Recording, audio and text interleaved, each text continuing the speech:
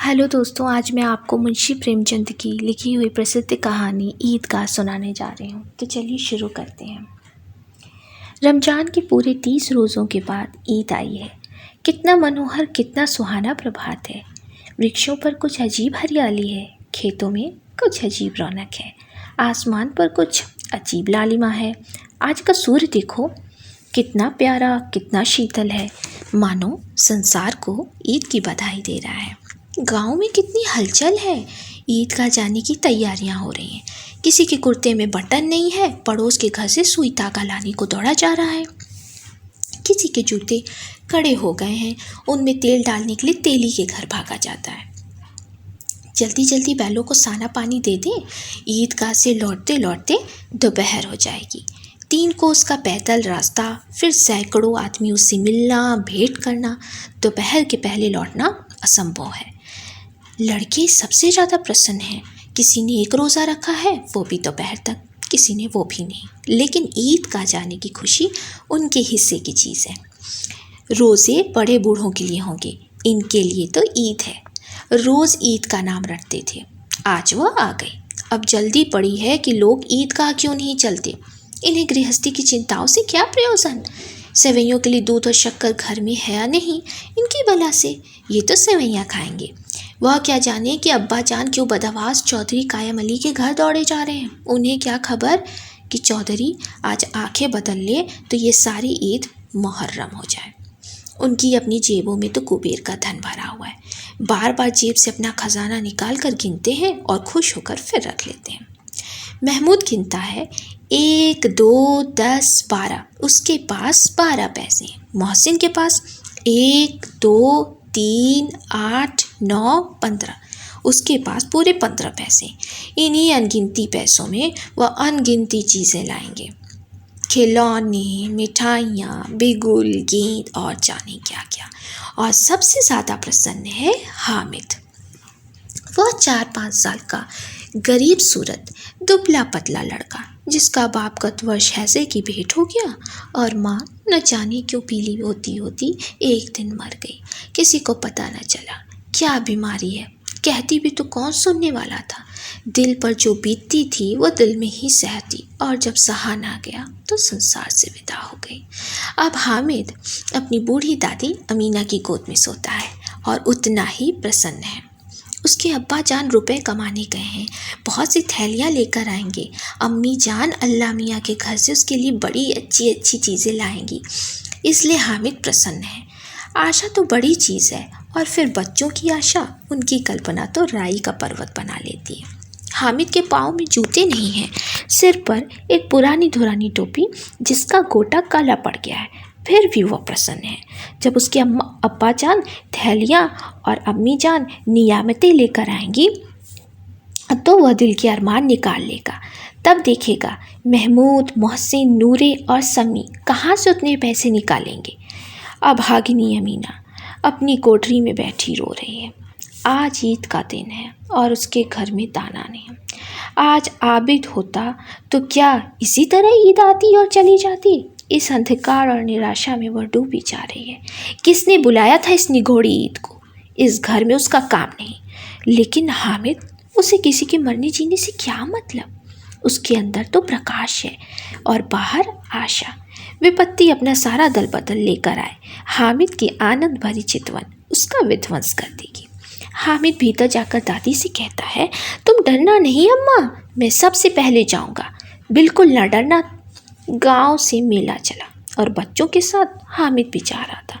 कभी सबके सब दौड़कर आगे निकल जाते, फिर किसी पेड़ के नीचे खड़े होकर साथ वालों का इंतज़ार करते। ये लोग क्यों इतना धीरे चल रहे हैं। हामिद के पैरों में तो जैसे पर लग गए।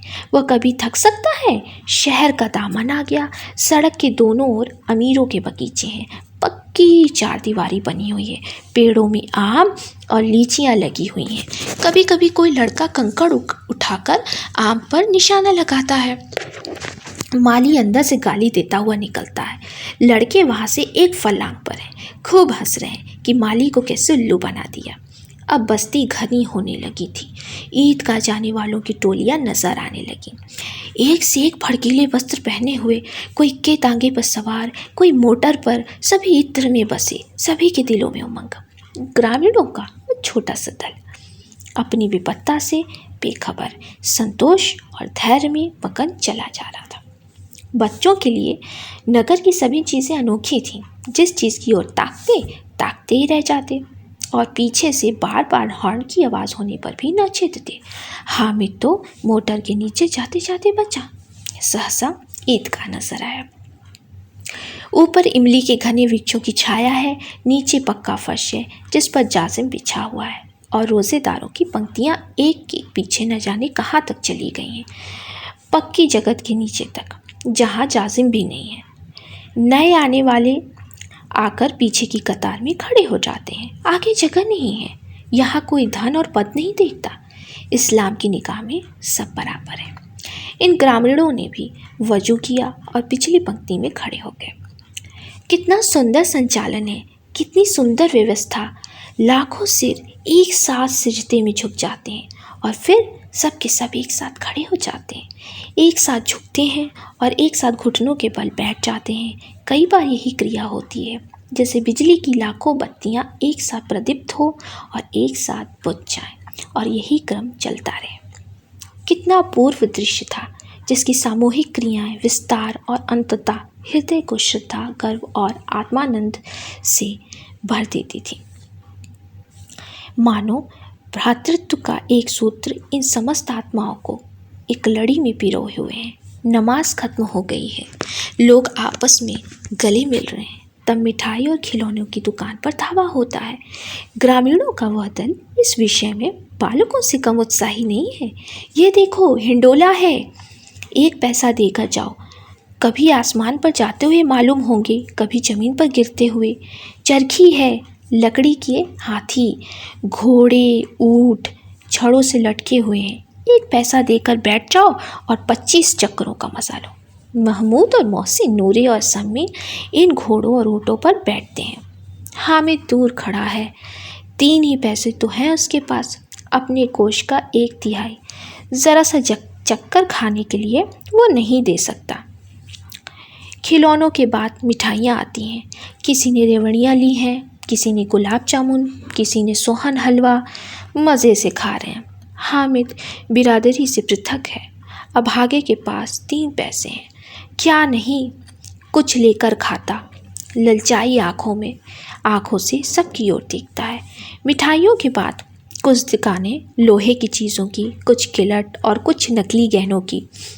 लड़कों के लिए यहाँ कोई आकर्षण ना था, बस सब आगे बढ़ जाते हैं। हामिद लोहे की दुकान पर रुक जाता है। कई चिमटे रखे हुए थे। उसे ख्याल आया, दादी के पास चिमटा नहीं है। तवे से रोटियां उतारती हैं तो हाथ जल जाता है। अगर वो चिमटा लेकर जाकर दादी को दे दे तो वो कितनी प्रसन्न होगी। फिर उनकी उंगलियां कभी न जलेंगी। घर में एक काम की चीज़ हो जाएगी। खिलौनों से क्या फ़ायदा, व्यर्थ में पैसे खराब होते हैं। उसने दुकानदार से पूछा कि चिमटा कितने का है। दुकानदार ने उसकी ओर देखा और कोई आदमी साथ न देखकर कहा, ये तुम्हारे काम की नहीं है जी। बिकाऊ है कि नहीं? बिकाऊ क्यों नहीं है, और यहाँ क्यों लाद लाए हैं? तो बताते क्यों नहीं कि पैसे का है। 6 पैसे लगेंगे। हामिद का दिल बैठ गया। ठीक ठीक बताओ। ठीक 5 पैसे लगेंगे। लेना है तो लो, नहीं तो चलते बनो। हामिद ने कलेजा मजबूत करके कहा, 3 पैसे लोगे?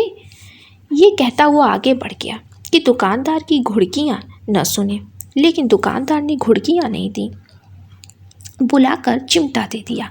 हामिद ने उसे इस तरह कंधे पर रखा मानो बंदूक है, और शान से करता हुआ संगियों के पास गया। 11 बजे सारे गांव में हलचल मच गई। मेले वाले आ गए। मोहसिन की छोटी बहन ने दौड़कर भिश्ती उसके हाथ से छीन लिया और मारी खुशी की जोछ ली तो मियाँ भिश्ती नीचे आ गए और सो लोग सिधारे। इस पर भाई बहन में मारपीट हुई। दोनों खूब रोए। उनकी अम्मा शोर सुनकर बिगड़ी और दोनों को ऊपर से 2 चांटे और लगाए। अब मियाँ हामिद का हाल सुनिए। अमीना उसकी आवाज़ सुनते ही दौड़ी और उसे गोद में उठाकर प्यार करने लगी।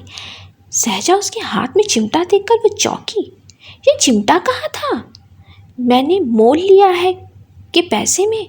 3 पैसे दिए हैं। अमीना ने छाती पीट ली कि कैसा बेसमझ लड़का है कि दोपहर हुआ, कुछ खाया न पिया, लाया क्या चिमटा? सारे मेले में तुझे और कोई चीज़ न मिली जो ये लोहे का चिमटा उठा लाया? हामिद ने अपराधी भाव से कहा, तुम्हारी उंगलियां तवे से जल जाती थी, इसलिए मैंने इसे लिया। बुढ़िया का क्रोध तुरंत स्नेह में बदल गया, और स्नेह भी वह नहीं जो प्रगल्भ होता है और अपनी सारी कसक शब्दों में बिखेर देता है। ये मूक स्नेह था, खूब ठोस, रस और स्वाद से भरा हुआ। बच्चे में कितना त्याग, कितना सद्भाव और कितना विवेक है। दूसरों को खिलौना लेते और मिठाई खाते देखकर इसका मन कितना ललचाया होगा। इतना जब्त इससे हुआ कैसे?